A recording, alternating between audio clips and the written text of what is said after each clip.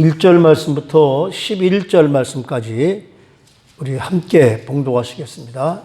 창세기 26장 1절 말씀부터 11절 말씀까지 시작. 아브라함 때에 첫 흉년이 들었더니 그 땅에 또 흉년이 들매 이삭이 그랄로 가서 블레셋 왕 아비멜렉에 이르렀더니 여호와께서 이삭에게 나타나 이르시되 애굽으로 내려가지 말고 내가 내게 지시하는 땅에 거주하라. 이 땅에 거류하면 내가 너와 함께 있어 내게 복을 주고 내가 이 모든 땅을 너와 네 자손에게 주리라. 내가 네 아버지 아브라함에게 맹세한 것을 이루어 네 자손을 하늘의 별과 같이 번성하게 하며 이 모든 땅을 네 자손에게 주리니 네 자손으로 말미암아 천하 만민이 복을 받으리라. 이는 아브라함과 내 말을 순종하고 내 명령과 내 계명과 내 율례와 내 법도를 지켰음이라 하시니라. 이삭이 그랄에 거주하였더니 그곳 사람들이 그의 아내에 대하여 물으매 그가 말하기를 그는 내 누이라 하였으니 리브가는 보기에 아름다움으로 그곳 백성이 리브가로 말미암아 자기를 죽일까 하여 그는 내 아내라 하기를 두려워함이었더라. 이삭이 거기 오래 거주하였더니 이삭이 그 안에 리브가를 껴안은 것을 블레셋 왕 아비멜렉이 창으로 내다본지라. 이에 아비멜렉이 이삭을 불러 이르되 그가 분명히 내 아내건을 어찌 내 누이라 하였느냐. 이삭이 그에게 대답하되 내 생각에 그로 말미암아 내가 죽게 될까 두려하였음이로다. 아비멜렉이 이르되 내가 어찌 우리에게 이렇게 행하였느냐. 백성 중 하나가 내 아내와 동침할 뻔하였도다. 네가 죄를 우리에게 입혔으리라. 아비멜렉이 이에 모든 백성에게 명하여 이르되 이 사람이나 그의 아내를 범하는 자는 죽이리라 하였더라. 아멘. 잠깐 기도하시겠습니다. 하나님 아버지, 오늘도 주님의 말씀 들으러 주님 하나님께 예배드리러 제 사랑하는 성도님들 이 자리에 왔습니다. 오늘도 성령님의 기름 부으심이 이 자리에 넘치도록 축복하옵소서. 말씀을 듣고 나는 우리가 인간의 말을 듣는 것이 아니라 하나님 말씀 듣게 해주시옵소서. 부정한 종의 입술을 통해서 꼭 하나님의 말씀을 통해서 하나님의 말씀이 부정한 종의 입술을 통해서 우리 모두가 은혜되는 시간 될 수 있도록 이 시간 우리 모두에게 은혜로 함께하여 주시옵소서. 마치는 시간까지 성령님 이 자리를 지켜주실 것을 믿사옵고 예수님의 이름으로 기도드리옵나이다. 아멘. 제가 책장을 정리를 쭉 하다가 옛날에 읽었던 책이 하나 이렇게 보이길래 그 책을 지난주에 이렇게 쭉 읽었습니다. 지난주엔 추수감사주의를 위해서 제가 말씀 못 드렸는데, 근데 그 책이 이름이 뭐냐면 여러분들도 잘 아실 거예요. 다 읽어보신 걸 거예요. 아주 고전입니다. 죄와 벌, 도스토옙스키가 쓴 죄와 벌이라는 책을 우연히 빌길래 그걸 다시 한번 읽어봤습니다. 근데 제가 이제 일주일 동안 이제 설교를 준비하면서 제일 어려운 시간이 뭐냐면 준비를 다 해놓고 제목을 뭐로 해야 될까? 많이 갈등이 생겨요. 그 죄와 벌을 읽으면서 이 11월 달에는 우리가 우리가 죄를 짓는 가운데서도 하나님은 우리에게 벌을 주시는 것이 아니라 은혜를 주신다. 지금 이거 오늘 본문이 그런 말씀이거든요. 그래서 죄와 벌 이렇게 할까 그러다가 이거보다는 좀 위기 때 베푸시는 하나님의 은혜. 우리가 위기 때 죄를 지을 수밖에 없는 그런 위기 때 하나님은 오히려 우리에게 은혜를 주신다. 그래서 원래는 제가 죄와 은혜 그렇게 했습니다. 그래서 제가 처음 시작을 하면서 죄와 벌이라는 여러분 뭐 다 아시겠지만 한번 읽어보니까 또 이게 새롭더라고요. 그래서 그 내용을 말씀을 한번 나누고 시작을 하려고 그래요. 그 책의 주인공들 이름이 워낙 많이 나오는데 러시아 쪽의 이름이라서 좀 어렵기도 하고 그렇습니다만은 주인공의 이름은 뭐냐면 라스콜리노프. 라스콜리니크프. 하여튼 뭐 그런 어려운 이름이고요. 이 사람이 젊은 사람으로서 대학에 다니는 지식인인데 참 생활이 어렵다 보니까 그 동네에 사는 그 전당포 여주인, 돈놀이하는 여주인, 늙은 노인입니다. 알로나 이바노프라는 그 여인에게 돈을 좀 빌립니다. 돈이 없으니까. 근데 그 돈을 빨리 갚으라고 이 전당포 주인, 그 이바노프라는 그 주인이 계속 독촉을 하니까 돈이 없고 힘들다 보니까 무슨 생각이 드냐면, 이 여인을 죽여야 되겠다는 생각이 드는 거예요. 그래서 그 여인을 죽이기 위해서 자기 마음속에 계속 합리화를 합니다. 무슨 합리화를 하면, 고리대금 하는 사람들은 세상에서 유익하지 못한 사람들이다. 그래서 이 사람들은 있는 것보다 없는 것이 더 좋은 세상을 살아갈 수 있는 방법이다. 그래서 이 고리대금만 하는 사람들은, 요즘에도 우리 그 기생충이라는 말을 많이 하잖아요. 이 사회의 기생충이기 때문에 이런 사람을 없애는 것이 내가 사회 정의를 실현하는 길이다. 그렇게 마음을 먹고는 어느 날 그 알로나 이바노프라는 그 전당포 여주인이 동생, 그 이름이 뭐냐면 리자베타라는 여동생인데, 여동생이 외출하는 것을 들었습니다. 그래서 이 여동생이 이제 그 나가는 그 시간을 정해놓고 뭘로 어떻게 할까 그러다가 도끼를 하나 들고 들어가서 그 전당포에 들어가서 이바노프 여인을 살해합니다. 살인을 하면서도 자기는 뭐냐면, 나는 정의로운 일을 하는 거다. 그리고 살해하곤 했는데 그 집에 없어야 할 그 이바노프의 동생, 라자베타라는 여인이 라스콜니노프의 살해 현장을 목격을 한 거예요. 그래서 어쩔 수 없이 그 동생까지 살해합니다. 그리고 나서 집에 와서 생각을 하는데, 막상 기생충을 죽이면 모든 것이 편하고 내가 돈을 안 갚아도 될 줄 알았는데, 초조하고 불안하고 죄책감에 시달리면서 마음이 점점 어렵기 시작합니다. 자기가 했던 사정이 다 달라지는 거죠. 그런 와중에 뭐 여러 가지 그 내용이 있지만 이런 건 좀 다 빼놓고, 가정을 위해서 어쩔 수 없이 몸을 파는 여인인 소냐라는 그 여인을 만납니다. 자기가 잘 아는 사람이었었는데 그 아는 사람이 그 말에 치여서 죽게 된 것을 그 집으로 데려다 주고, 거기서 부인과 그 딸 소녀를 만나는데, 이 소녀가 가정을 위해서 이제 몸을 파는 여인이죠. 근데 그 여인에게 다른 사람에게도 한 번도 하지 않은 이야기를 하고 싶은 거예요. 자기 죄의 얘기를. 그래서 이 라스콜니코프가 소냐라는 여인에게 자기의 죄를 다 고백을 하면서 어떻게 하면 좋겠냐 그랬더니, 소냐는 지금 당장 무엇으로도 당신의 모습을 합리화하지 말고 땅바닥에 엎드려서 소리치며 기도하고 하나님을 만나라. 그리고 경찰서에 가서 자수를 하라.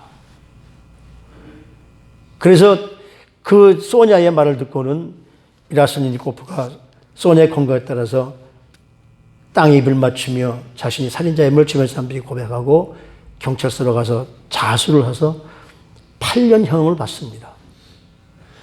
그래서 시베리아로 유형을 떠나는데, 이 소냐가 시베리아까지 따라와요. 그래서 매일 이 라스콜니코프를 면회를 하면서, 처음에는 냉담했는데 어느 날 이 소냐가 아파서 몸이 아파가지고 감기 걸려가지고 하루 이틀 안 오니까 그 여인을 기다리게 되는 겁니다. 거기서 사랑이 싹 트는 거죠. 그래서 소냐의 사랑을 7년의 감옥 생활을 기꺼이 받아들이고 앞으로 존재할 사랑을 기억하면서 희망을 버리지 않는, 다시 말하면 거기 마지막에 구원은 철저히 외부로부터 은혜로 오는 것이라는 것을 깨닫고 회개를 하는 장면이 이제 마지막 장면인데, 이 똑같이 도스토옙스키도 감옥 생활을 8년을 합니다. 어느 모임에서 자기가 그 성경책을 읽었다는 이유로 잡혀가서 8년을 감옥 생활을 하면서, 그가 감옥 생활하면서 읽을 수 있었던 것이 성경밖에 없으니까 성경을 읽으면서 변화된 모습이죠. 뭐 이 소설을 여러분들 기억하시는 분들도 많이 계시겠지만, 이 주인공은 뭐냐면 정의로운 확신을 가지고 살인을 한 거예요. 그러면서 뭐냐면 내가 지은 죄는 죄가 아니다. 그러나 그것은 어떻습니까? 자기의 주관적인 확신에 불과했지. 이 책을 통해서 도스토옙스키는 뭐를 우리에게 가르쳐 주느냐면 자신이 인정하든 인정하지 않든 또 그것을 미화시키든 미화시키지 않든 죄는 반드시 형벌을 받게 된다는 것을 우리가 가르쳐 주는 거거든요. 그러면서 저는 요즘에 사회를 한번 생각해 봤어요. 요즘에 글로벌리스트들이 정권을 장악하려고 별의별 일을 다 하고 있잖아요. 공산주의, 사회주의, 글로벌리스트들이 지금 이 사회를 어떻게 만들려면 사회를 해체하려고 만듭니다. 해체하려고. 그리고 그들이 주장하는 것은 뭐냐면 세상의 리셋이에요. 여러분, 리셋이라는 것이 모든 것을 다 버리고 새롭게 새로 가는 거예요. 공산주의, 사회주의로 사회를 리셋하려고 합니다. 자기들이 하는 잘못은 전혀 몰라요. 여러분들이 인정하든 인정하지 않든 지금 우리가 뉴스를 보면은 그 뉴스에 보면은 뭐 엄청난 부정선거들이 이루어졌잖아요. 근데 자기들은 아니라는 거죠. 자기들이 한 일을 모릅니다. 라스콜리니코프처럼. 자기들이 잘못을 저지르면서도 잘못을 저지르지 못하는 것. 그러나 분명한 것은 이 저지른 데 대한 대가는 받는다는 것이죠. 이것을 성경적으로 말하면 매우 일리 있는 이야기입니다. 사도 바울이 로마서 6장 23절 말씀에 뭐라고 그러냐면 죄의 삭은 사망이라고 얘기합니다. 사망. 이 말은 무슨 말이냐면 죄의 값을 치를 것을 요구한다는 말이죠. 그런데 이 말씀을 우리가 받아들일 때 주의할 것은 뭐냐면 죄의 값은 사망이라고 그러기 때문에 우리가 모든 죄를 지으면 다 사망하는 거냐? 사실 그렇지 않잖아요. 우리에게 사망을 요구하는 것이 아니라 사도 바울이 로마서에 쓴 책은 뭐냐면 사망이라는 것은 죄를 지은 사람들의 최종적인 단계입니다. 즉 죄를 짓고 회개하지 않으면 궁극적으로 사망할 수밖에 없다. 그것을 우리 가르쳐주고 있거든요. 저희와 여러분들이 죄를 졌다고 해서 하나님께서 당장 죽인다고 한다면 아마 이 세상에서 살아남을 사람은 아마 한 사람도 없을 거예요. 여러분들도 그렇고 저도 마찬가지인 거죠. 만약에 하나님께서 우리 죄에 대해서 각각 간섭하셔서 처벌하신다면 여기서 우리가 견뎌낼 사람이 누가 있겠어요? 아무도 없습니다.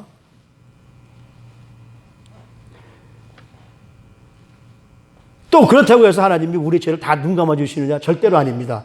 우리가 지은 죄를 절대로 눈 감으시진 않습니다. 아무리 작은 죄라 할지라도 그것이 한 사람의 인생에 중대한 영향을 끼친다거나 아니면 사회에 중대한 영향을 끼친다고 한다면 다시 말하면 하나님의 뜻에 방해가 되는 일이 있다면 하나님은 징계하실 수도 있다는 이야기예요. 그 징계가 어디 나옵니까? 사도행전 5장에 나오잖아요. 아나니아와 삽비라.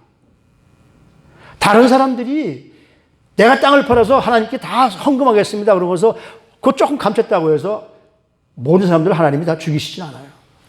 근데 아나니아와 삽비라는 하나님이 벌하셨습니다. 왜 그럴까요? 이것은 특별히 예기적인 상황으로서 당시에 만연해 있는 죄에 대한 하나님의 두려움을 하나님의 본보기로 사용하신 것이죠. 대부분의 이 성경에 나오는 것이나 우리 삶을 보면 우리의 범죄에도 불구하고 하나님은 우리에게 심판하시고 책망하시고 우리에게 벌을 주시기보다는 하나님은 관용을 베풀어 주십니다. 우리에게. 그리고 죄를 다 보고 아시면서도 당장 처벌하는 대신에 역설적으로 은혜를 베푸시는 하나님이시거든요. 성경을 보면 그런 거 많잖아요. 다윗이 범죄했으면 다윗이 반드시 하나님의 범죄에 그러잖아요. 다윗이 무슨 범죄? 음행을 저지른 사람을 죄를 은폐하기 위해서 살인을 합니다. 하나님 편에서 보면 엄청난 죄예요. 근데도 하나님은 용서해 주신다고요. 죄를 범하면 마땅히 죽어야 되는데 하나님은 그것에도 불구하고 하나님은 축복을 우리에게 은혜를 주세요. 오늘 읽은 본문 말씀 바로 뒤에 12절 말씀을 보면 그래요. 뭐라고 그러냐면 이삭이 그 땅에서 농사하여 그의 100배나 얻었고 여호와께서 복을 주심으로 이렇게 얘기해요. 우리가 자녀를 기르다 보면 자녀들이 잘못을 저질러 가지고 정말 이 녀석한테는 혼을 내줘야 되는데 혼을 내주기보다는 오히려 떡을 더 주는 경우가 있잖아요. 그렇죠? 우리 속담에 들었잖아요. 똑똑한 아들에게 매를 주고 못난 아들에게는 먹을 걸 많이 주어라. 그냥 요새 시샘말로 맞아 죽을 짓을 했지만 사랑하기 때문에 사랑해서 자식들에게 깨닫게 해주시는 하나님의 사랑입니다. 부모의 사랑, 그 사랑인 거예요. 이 과분한 사랑 속에서 자신의 죄를 깨닫고 부모님이 나이를 이렇게 사랑하시는구나라고 깨달을 수 있도록 하나님이 그렇게 부모처럼 우리를 사랑해 주신다는 것이죠. 어떤 분이 그 큐티 책 어딜 보면 그런 말씀이 있어요. 이런 내용 속에서 뭐라고 그러냐면 아이들과 같이 외출을 하려고 하는데 아이들이 자꾸만 늑장을 보니까 야야 빨리 좀 나와라. 그러고서 소리를 질렀더니 아이들이 뭐라고 해요? 아 지금 준비하고 있잖아요. 뭘 이렇게 빨리 가자고 이렇게 재촉을 해요. 그러면 속에서 화가 나야 되는데 화가 나기보다는 맞아 나도 어릴 때 부모님이 가자고 그럴 때 그런 일이 있었지 라고 생각할 때 많이 있잖아요. 부모님한테 야단을 맞으면서도 우리 자신의 변명을 찾던 부모와 자녀 관계, 이 부모와 자녀 관계는 이 세상에서 부모와 자녀가 죽음으로 헤어지는 날까지 절대로 변하지 않는 관계가 바로 그 관계거든요. 바로 하나님은 저와 여러분들에게도 내가 죄를 지어서 하나님 너 왜 죄를 지었어라고 책망하는 순간에도 우리는 내 변명을 찾으면서도 그렇지만 하나님은 끝까지 나를 보호해 주시고 사랑하는, 그러니까 하나님은 우리 가정을 통해서 이 모든 것을 알게 해주시거든요. 그래서 우리는 하나님의 사랑을 이해할 수 있게 가정을 통해서 만드시는 겁니다. 그런데 회개하지 않고 변화하지 않으면 그러다 큰 코 다친다는 거예요. 우리 흔히 그러잖아요. 잘해줄 때 잘해야지. 사도 바울이 로마서 5장 20절 말씀에 이렇게 말합니다. 죄가 더한 것에 은혜가 넘쳤다. 그렇죠? 죄가 많으니까 하나님의 은혜가 더 많이 있는 거예요. 죄가 많은 거 하나님 용서해 주시니까 은혜가 더 많은 거예요. 그런데 죄가 많은 것에 은혜가 넘쳤다고 사람들이 그걸 남용하려고 하니까 6장 1절 말씀에 무슨 말씀이냐면 은혜를 더하게 되고 죄 거하겠느냐? 그럴 수 없느니라. 참 성경 말씀을 보면요. 얼마나 앞뒤를 맞추어서 우리에게 좋은 말씀을 주시는지 몰라요. 절대 우리 죄를 합리화하거나 이용하려고 해서는 안 됩니다. 범죄로 인해서 죽을 뻔한 우리를 하나님께서 당신의 독생자를 보내주셔서 우리를 은혜로 살려주신 것이거든요. 요즘 새벽에 요한 일서를 하는데 오늘 아침 말씀이 막 너무 구구절절한 거예요. 사랑하는 자들아 서로 사랑하자. 사랑은 하나님께로부터 온 것인데 우리가 하나님의 은혜를 받았다면 이웃을 사랑하지 않으면 너희가 사랑하지 않으면 너희 속에 성령님이 계시지 않은 거다. 이웃을 사랑하지 못하면 그 말을 들으니까 어떻게 될까 막 숨고 싶어요. 우리도 그렇지 못하잖아요. 그런데 중요한 것은 뭐냐면 하나님이 우리를 용서해 주셨는데도 불구하고 뉘우치는 모습이 없이 그대로 행동한다면 하나님의 더 큰 처벌이 가해질 것이라는 거예요.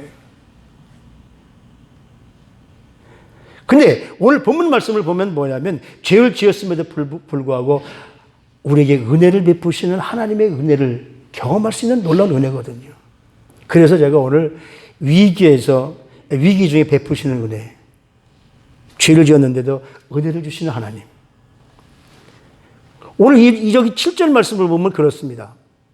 그곳 사람들이 그의 아내에 대하여 물으매 그가 말하기를 그는 내 누이라였으니 리브가는 보기에 아리따움으로 그것 백성에게 리브가로 말미암아 자기를 죽일까 하여 그는 내 아내라 하기를 두려워함이 없었더라.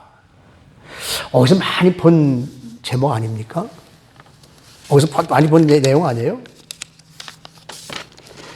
자, 이삭이 어디 거하냐면 그랄에 거주합니다. 그랄.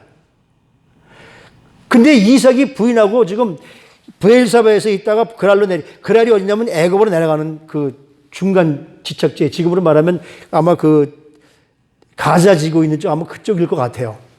어딘지 확실히 모르니까, 옛날 얘기니까. 이 말씀을 딱 보니까 창세기 20장에 가면은 12장에서 아브라함은 이런 일을 2번 했죠. 12장에서 애굽으로 가서 그런 일을 겪었고, 그랄에 가서 또 그런 일, 똑같은 장소에서.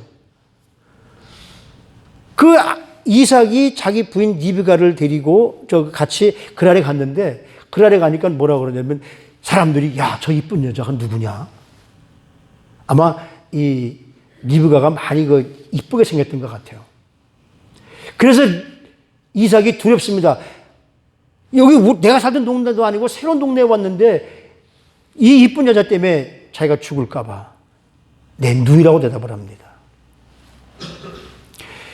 똑같은 생각, 똑같은 행동을 아브라함은 이미 창세기 12장에도 한 번 했고, 하나님 만나기 전에요. 하나님과 이 언약을 이루기 전에 12장에서도 여기 오늘 본문의 1절에 나오지 않습니까? 아브라함 때 흉년이 들었더니 그 흉년 때 아브라함이 사라와 함께 어디로 갔습니까? 애굽으로 피신했죠. 거기서 그런 일을 한번 당했고, 그 후에 이삭 낳기 바로 전에 그랄에서 또 그런 일을 당합니다. 그 보면 참 요즘에 그 여인들보다 옛날 여인들이 연세가 들었어도 이뻤던 것 같아요. 우리 시온교 성도님들은 연세 들어도 다 이쁘시지만. 왜냐하면 아브라함이 자기 아내 사라와 함께 애굽으로 갈 때 나이가 몇 살인 것 같아요? 아브라함이 75세 때 갈대아우르에서 이주했잖아요.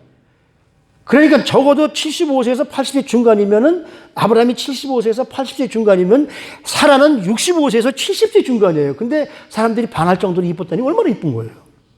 진짜 자연 미인 아니겠어요?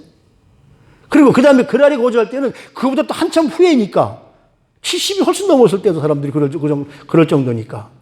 아무튼 많은 사람들이 오늘 이 이삭이 자기 아버지 아브라함과 똑같은 행동, 그것도 그랄에서 똑같은 행동을 합니다.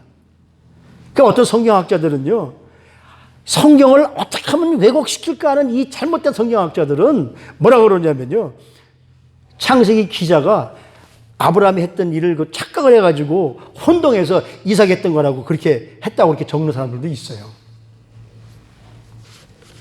근데 분명하게 비슷한 사건이긴 하지만 장소는 똑같지만 주인공도 다르고 다 다릅니다. 가만히 보면요, 저는 이 모습을 보면서 무슨 생각을 하게 되느냐면요, 부모들의 영향력을 자녀들이 받는다. 유전적인 것도 받고, 더 중요한 것은, 유전적인 것보다 더 중요한 것은 부모들의 삶을 보면서 그대로 아이들이 그걸 물려받는다는 거예요. 바로 이삭의 경우가 저는 그렇다고 판단할 수밖에 없잖아요. 물론 거기엔 유전적인 문제도 있겠지만은. 이런 것들을 많은 사람들은 그래요. 이 가계의 저주를 끊어야 된다. 맞는 이야기입니다. 그러나 모든 것이 가계의 저주뿐만 아니잖아요. 요한복음 9장에 보면 어떤 소경을 봤는데 예수님의 제자들이 예수님께 묻습니다. 예수님, 저 사람이 소경인데 저 사람이 자기 아버지의 죄입니까? 자기의 죄입니까? 라고 물어봐요. 그때 예수님께서 뭐라고 말씀하세요? 아버지의 죄도 아니고 그 사람 자신의 죄도 아니고 저 사람이 소경된 것은 하나님의 영광을 드러냅니다. 이렇게 말하잖아요. 근데 분명한 것은 보면 우리 자녀들은 부모의 그 모든 것을 다 답습합니다. 부모의 가르치는 그 말도 답습을 하고요. 부모의 행동도 그대로 답습을 해요. 아이들이 노는 모습을 보면 그래요. 우리가 그러잖아요. 항상 보면, 아이고, 저놈 어렸을 때 저렇게 똑같아. 성격인지 어쩔 수 없지. 그러나 중요한 것은 그런 모습에서 저와 여러분들이 성령님의 능력으로 변화해져야 될 줄로 압니다. 우리가 정말 성령님의 능력을 받았으면 우리 자녀에게도 변할 수 있도록 성령의 능력을 그들에게도 남겨주어야 돼요. 뿐만 아니라 교회에서도 우리 먼저 직분된 우리 사랑하는 성도님들이 직분자들이 바로 찬양하는 모습, 예배드리는 모습, 기도하는 모습, 이런 모습을 아직까지 직분을 받지 못한 성도님들에게 나눠줄 줄, 넘겨줄 줄 알아야 돼요. 그들에게 그런 믿음의 유산을 넘겨줄 줄 알아야 돼요. 어떤 사상을 따르는 것이 아니라 선배들이 하는 신앙의 모습을 보면서 많이 배웁니다. 저는 그걸 어디서 느끼냐면 그 김대중 대통령을 따르는 사람들 있잖아요. 뭐 하나갑이니 뭐 건너갑 있는 사람들 보면 어떻게 이렇게 김대중하고 비슷한 모습을 보는지 몰라요. 아마 자기가 존경하는 사람이니까 그래 따라가겠죠. 그래서 우리가 보는 가장 귀한 학습이 뭐냐면 백문이 불여일견이라고 그러잖아요. 아무리 많이 들어도 보는 것만 못하다. 그 영어로 뭐라고 그러는지 아세요, 혹시? 그거를 seeing is believing이라고 얘기하잖아요. 자, 그렇다면 오늘 우리 이삭의 행동은 어떤가? 아버지의 그 모든 행동을 따라서 본 것이라고 저는 그렇게 생각을 합니다. 이미 이삭에게는 아버지의 모든 것을 다 따라서 취득한 것이라고 봐요. 물론 애굽의 사건이나 이 이삭이 아닌 아브라함의 그랄 사건은 이삭이 태어나기 전의 일이에요. 그러나 태어나기 전의 일이지만 아버지의 행동이 그런 행동을 보면서 그 행동이 자기도 모르게 아마 나왔을 거예요. 이것이 이삭의 범죄의 진상이라고 생각합니다. 그런 이삭에게 하나님은 어떻게 대하십니까? 에이, 너니 뭐 어떻게 네 부모가 똑같냐 이 말고 꿀밤을 때리시지 않으시고 이삭이 변화될 수 있도록 은혜를 주신 하나님이시라고요. 첫째는 뭡니까? 여기 오늘 본문 말씀에서 보면 하나님의 사랑을 바라볼 수가 있어요. 하나님은 우리를 사랑하시기 때문에 저와 여러분들에게 은혜를 주시는 겁니다. 죄는 반드시 벌이 따라야 돼요. 저는 이걸 생각할 때마다 하나님은 공의로우신 분이시고 하나님은 사랑의 분이시다. 근데 저는 하나님은 공의보다도 사랑이 훨씬 많으신 분이라고 생각을 합니다.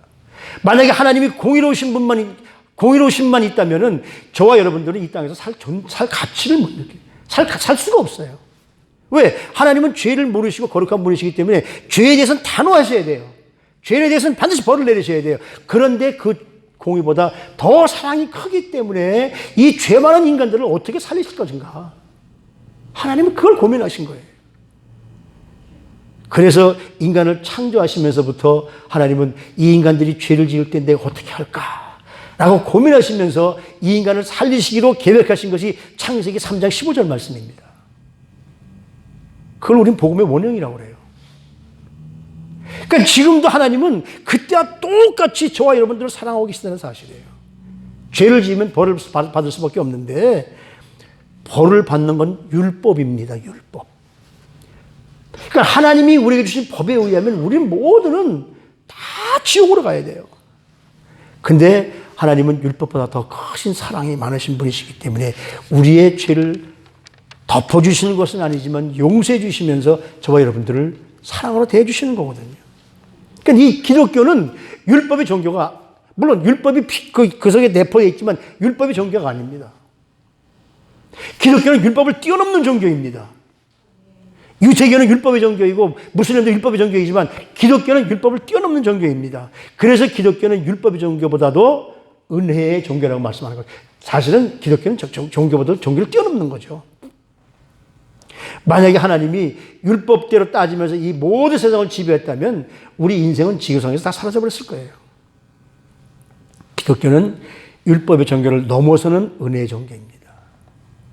죄와 벌이 아니라 죄와 은혜라는 것이죠. 죄를 지었음에도 불구하고 은혜를 베풀어 주시는 하나님의 사랑. 그 은혜가 어떻게 나타났습니까?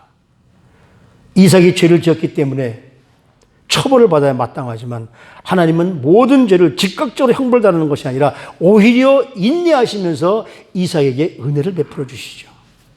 얼마나 은혜를 베풀어 주십니까? 땅에서 거부가 되는 축복을 했고, 좀 이따 좀 자세하게 말씀드리겠지만. 그래서 사도 바울은 에베소 교회에 편지를 보내면서 에베소서 2장 8절 말씀에 뭐라고 말합니까? 너희는 그 은혜를 인하여 믿음으로 말미암아 구원을 받았으니 이것은 너희에게서 난 것이 아니라 하나님의 선물이다. 우리는 하나님 앞에 엄청난 선물을 받은 정말 귀한 존재들이에요. 그러니까 하나님께서 왜 용서해 주시느냐면, 두 번째는 하나님께서 왜 또 용서해 주시고 사랑을 베푸시느냐면 이삭 때문이 아니라 리브가 때문이에요. 남자들은 부인을 잘 만나야 돼요. 리브가 때문에 이삭이 은혜를 받는 겁니다. 아브라함 때도 그렇고 사라도 그렇잖아요. 아브라함으로 보면은 얼마나 사라에게 못된 짓을 많이 했어요. 그렇잖아요, 여러분. 똑같이 이 이삭과 똑같이 자기 부인 자기 그 뺏길까봐 실제로 또 동생이기도 했고요. 리브가도 실제로 동생입니다. 실제로 저기 그 이종 그렇죠, 이종 사촌 동생이죠. 어머니의 저기니까. 그러니까 그런 모습 가운데 그런 모습 가운데 아니가 그렇죠, 저기 뭐야 제가 좀 착각을 했습니다만. 이런 모습 가운데 우리가, 그러니까 아버지 혈통으로 나가는 그 동생이잖아요. 만약에 리브가가 이삭이 자기가 살려고 리브가를 그런 식으로 만약에 다른 남자에게 갔다면 여러분 세상이 어떻게 될까요? 세상은 혼돈입니다. 왜? 리브가를 통해서 이스라엘 12지파가 나와야 되고요. 그렇잖아요? 왜? 야곱이 나와야 돼서 야곱이 12지파를 나니까. 리브가를 통해서 메시아가 이 땅에 태어나야 되는데 죄를 지어서 그렇게 되면 하나님의 계획이 어그러지잖아요. 하나님이 막으시는 겁니다. 하나님이 리브가 때문에 이삭을 용서해 주시는 거예요. 그것이 11절 말씀이잖아요. 아비멜렉이 그의 모든 백성에게 명하여 이르되 이 사람이나 그의 아내를 범하는 자는 죽이리라. 하나님이 이렇게 만드시는 거예요. 이들을 건드리면 너희를 내가 죽이겠다. 아비멜렉이 얘기하는 거예요. 오히려 아비멜렉이라는 것이 왕이라는 얘기입니다. 멜렉이라는 것이 그 왕을 통해서 이삭의 가족을 보호하시는 하나님의 특별한 섭리를 베풀어 주십니다. 그래서 우리가 죄를 지었음에도 불구하고 하나님은 지금을 생각하는 것이 아니라 그 후를 생각하시면서 저와 여러분들을 용서해 주는 거예요. 사랑하는 성도 남자 여러분, 부인 때문에 사심을 감사하십시오. 한 분도 감사하지 않은가 봐요. 마지막으로 세 번째는 뭐냐면 벌을 받아야 할 이삭에게 하나님이 오히려 놀라운 축복을 함께 하십니다. 옛날에 창세기 12장에도 자기 아버지 때에도 아브라함이 사라하고 애굽으로 갔다가 애굽 왕에게 자기 누이라고 거짓말했다가 그것이 들통나서 다시 사라를 보내주면서 하나님이 축복해주고 또 이 똑같은 그랄 땅에서 아브라함이 똑같은 짓을 했거든요. 그때 그랄에 있던 왕, 거기도 아비멜렉의 이름이 왕이니까요. 그 왕이 어떻게 해주냐면 사라에게 은 1000개를 주고 제일 좋은 땅을 네가 사라 이렇게 축복을 해주세요. 여기도 오늘 12절 13절 말씀을 보면 그래요. 이삭이 그 땅에서 농사하여 그 해에 100배나 얻었고 여호와께서 복을 주심으로. 오히려 하나님이 엄청난 축복을 안겨주십니다. 그런데 농사를 통해서 그냥 부자가 아니라 거부가 되었다고 얘기해요. 거부. 13절 말씀에 보면 그 사람이 창대하고 왕성하여 마침내 거부가 되었다. 하나님은 어떻게 이런 놀라운 축복을 해주셨을까요? 이런 은혜를 베풀어 주시는 데는 가만히 성경 말씀을 보면 그냥 베풀어 주시는 것이 아니라 그런 죄 가운데서도 복받을 짓을 했기 때문에 하나님이 그걸 통해서 주시는 거예요. 첫째는 뭐냐면 하나님이 우리에게 복을 주실 때 조건 없이 주십니다. 조건 없는 복을 받고 그 뒤에 얼마큼 잘 사나 보시려고 조건 없이 주신다고요. 그것이 바로 하나님의 자녀가 된 은혜입니다. 그래서 우리는 찬송을 부를 수밖에 없죠. 우리 그 옛날 찬송가 410장, 요즘의 찬송가는 310장인가 그럴 거예요. 하나님의 은혜로 있을 데 없는 자 왜 구속하여 주는지 난 알 수 없도다. 우리 같은 사람을 하나님은 그렇게 은혜를 주신다고요. 은혜라는 것이 여러분 뭡니까? 은혜. 받을 자격이 없는 사람들에게 그냥 거저주는 것이 은혜예요. 선물은 뭐예요? 돈 받고 주는 것이 아니라 그냥 거저주는 것이 선물이에요. 그런데 분명한 것은 그런 은혜를 주시는데 모든 사람들이 그냥 주시는 것이 아니라 은혜를 받을 만한 행동을 보여준 사람들에게 은혜를 주시는 거예요. 이 본문 사건을 보면 이 두 가지가 다 한꺼번에 통합되어 있어요. 조건 없이 주시는데 그냥 조건 없는 게 아니라 이삭이 복을 받을 만한 일을 했기 때문에. 하나님은 우리의 잘못한 것을 보시고 따지시는 분이 아니시라 잘못한 것과 잘한 것을 냉철하게 구별하시면서 잘한 것을 근본으로 해서 우리에게 은혜를 주신다고요. 어떤 은혜입니까? 2절 말씀에 보면 뭐라고 합니까? 여호와께서 이삭에게 나타나 이르시되 애굽으로 내려가지 말고 내가 네게 지시하는 땅에 거주해라. 이삭의 아버지 아브라함은 그냥 하나님께 기도도 하지 않고 물어보지도 않고 그냥 자기 부인을 데리고 그냥 애굽으로 갔습니다. 근데 또 그렇게 될까봐 하나님께서 나타나셔서 이삭에게 야, 애굽으로 가지 마. 애굽이 어디입니까? 죄 짓는 장소예요. 거기 가지 말고 여기서 그 아래에서 머물러서 여기서 있으면 내가 너에게 복 줄게. 흉년이 들면 먹고 살고 힘드니까 다 그 자리를 떠나게 됩니다. 더 나은 것을 찾아가게 됩니다. 그래서 지금 이삭도 자기 아버지처럼 똑같이 애굽으로 가려고 지금 그렇게 생각을 하고 찾아가요. 요즘 세상이 뒤숭숭하다 보니까 좀 더 나은 것이 어디 있을까? 나은 자리가 어디 있을까? 가봐야 그것이 그것인데 요즘에는 뭐 세계를 피할 곳도 없습니다만 당시에도 지금 이스라엘보다 강대국인 애굽에 가면 뭔가 할 일이 있을 것 같아서 애굽으로 가려고 하는데 하나님 나타나셔서 가지 말고 너 이 자리에서 있어. 그럼 내가 너에게 복 줄게. 약속하십니다. 3절 4절을 보십시오.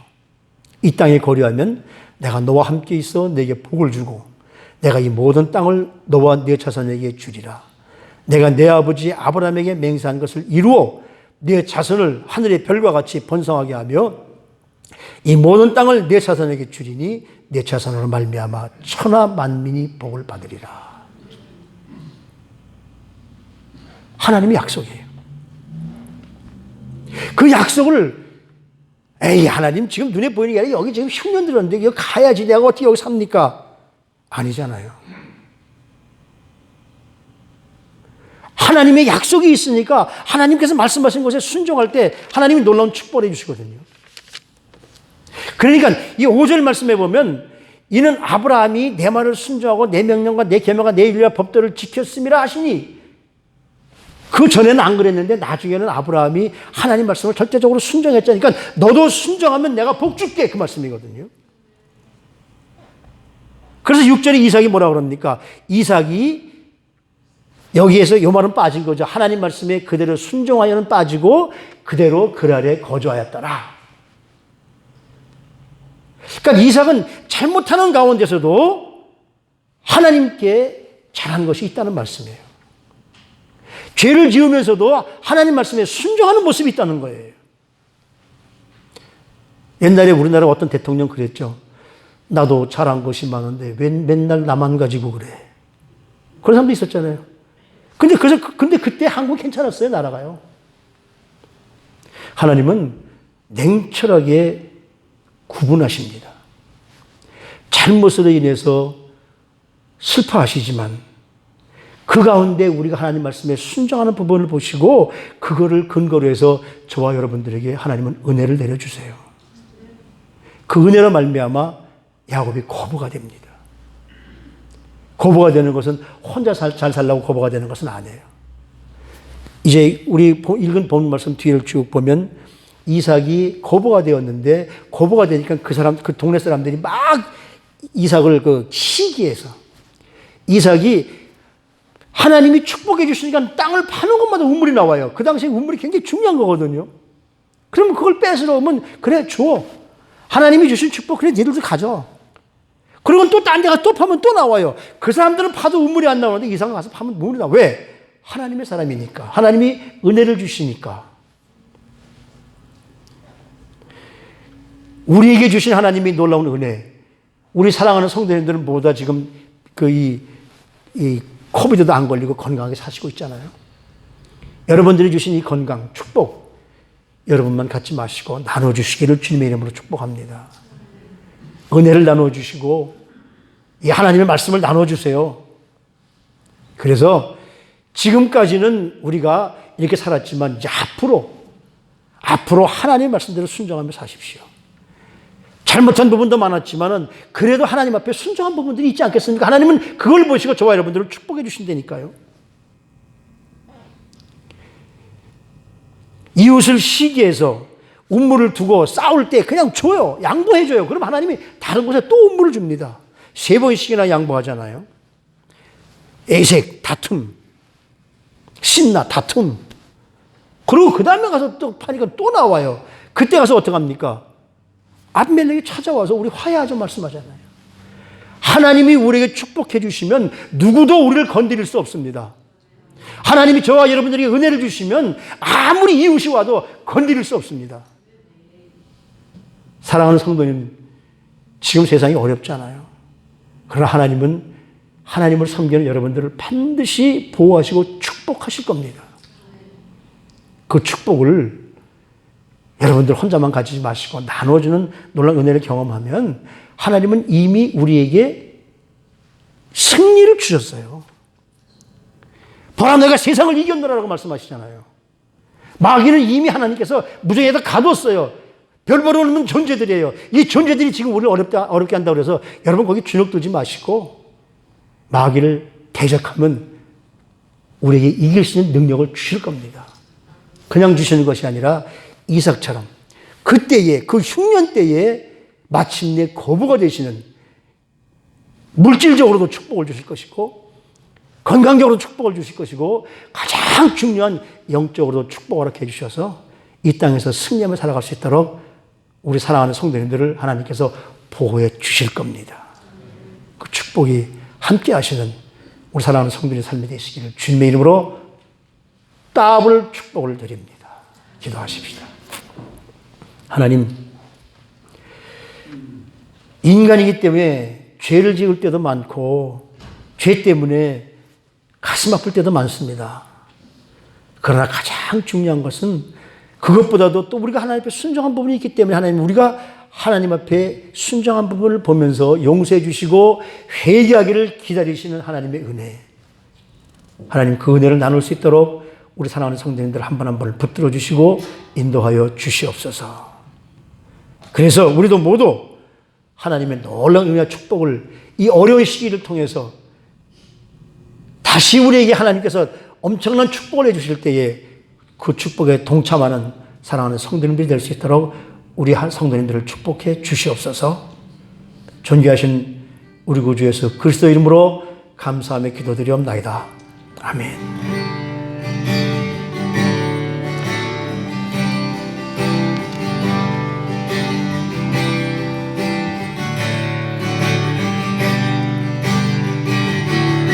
내 눈 주의 영광을 보네.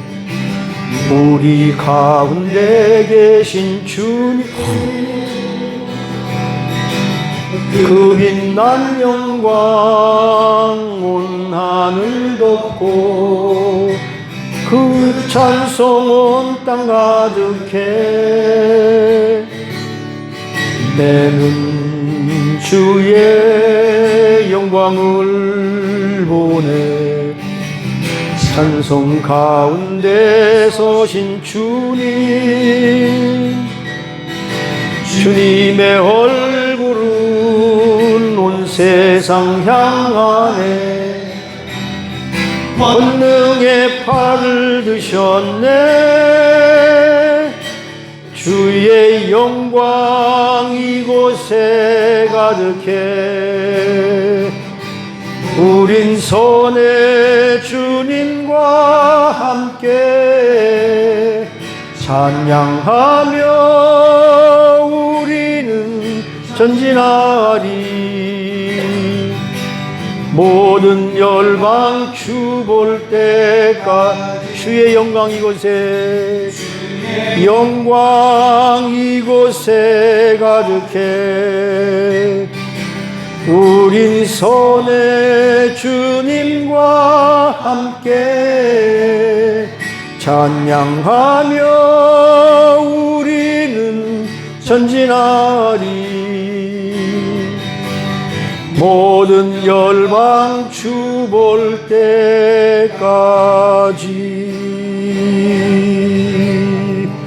이제는 우리 주 예수 그리스도의 무한하신 은혜와 하나님 아버지의 우리 사랑하는 성도님들을 사랑하셔서 독생자를 주시기까지 사랑하셨던 그 사랑하심과 지금도 우리 곁에 계셔서 우리가 잘못된 길로 빠지지 않도록 인도하시는 성령님의 충만 교통 인도 보호 축복하시는 놀라운 은혜가 죄 가운데서도 하나님 앞에 순종하기를 결심하고 하나님 뜻대로 살기를 소원하는 사랑하는 성도님들 머리 위에, 그들의 사업체와 가정과 모든 삶의 터전 위에 지금으로부터 영원히 함께해 주시옵시기를 간절히 축원하옵나이다.